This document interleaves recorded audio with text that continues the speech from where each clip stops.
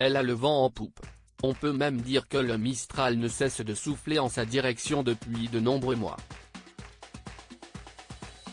Laure Calamy, qui a discrètement joué au théâtre pendant une vingtaine d'années, a vu sa carrière exploser après avoir incarné la truculente Noémie dans la série 10%. Détentrice d'un César de la meilleure actrice pour son intervention dans Antoinette dans les Cévennes en 2021, la comédienne a tout simplement tourné 25 films en l'espace de 7 ans, dont 3 qui débarquent actuellement au cinéma. Tout plaqué quand elle est devenue majeure, et venir vivre en la capitale dans l'espoir de devenir actrice, était donc la meilleure des idées.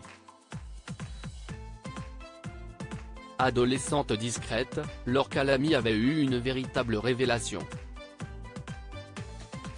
Un cours de théâtre, se souvient-elle dans les colonnes du magazine Madame Figaro. Je n'y étais allée qu'une fois, mais ça m'avait tellement plu.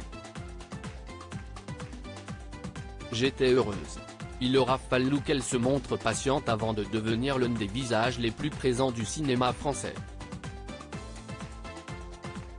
Pour autant, le succès, la gloire, rien ne semble lui monter à la tête.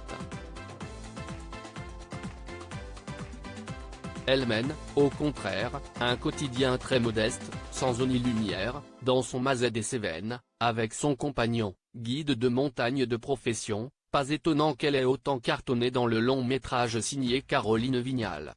L'idéal, pour la planète, serait de faire moins d'enfants heureux en ménage. Dans le Massif central, Laure Calamy est épanouie en amour, mais aussi en famille. Si elle ne souhaite pas avoir d'enfants, et souhaiterait qu'on fasse cesser cette injonction aux femmes, elle adore ceux des autres et particulièrement son beau-fils et son filleul. Les enfants, quand vous êtes avec eux, s'y est une bulle, un shoot de ludisme, de temps présent, raconte la comédienne, 47 ans. Ou vous oubliez justement que l'idéal, pour la planète, serait de faire moins d'enfants.